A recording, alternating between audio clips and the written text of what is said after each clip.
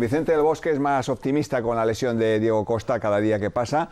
Hoy el delantero ha vuelto a estar en Las Rozas y mañana se someterá a una prueba clave. De hecho, el seleccionador dará la lista definitiva, como han escuchado, el sábado y no mañana, como tenía previsto después del amistoso contra Bolivia en Sevilla.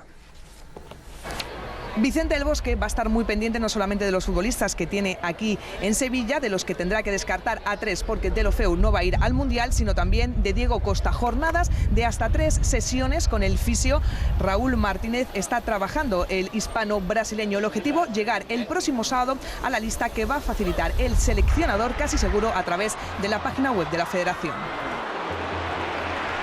Las expectativas parece que son buenas, valoraremos su estado y tomaremos la decisión el próximo sábado por la mañana. La recuperación de Navas también parece que va por buen camino y Del Bosque está sorprendido por el buen estado físico de sus, por ahora, 19 jugadores. Y aunque ha dicho que la mirada de sus futbolistas no es la misma que antes de ganarlo todo, no cree que se les haya pasado el hambre. Ni yo mismo soy el de hace 6 años, son chavales avezados, chavales que llevan muchos años y que saben lo que tenemos por delante. Hemos saboreado el éxito y gusta tanto que queremos repetir.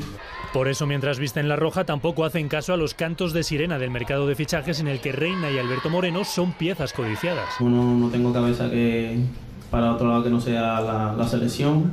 Y van a por el Mundial siguiendo el ejemplo de un sevillano que hoy no está en su tierra, pero que cada vez tiene más galones también en el vestuario de la selección. Lógicamente tiene el carácter y tiene ese alma de líder que nos hace falta. Sus paisanos no han visto a Ramos, pero sí a 19 compañeros que inician el largo camino del Mundial.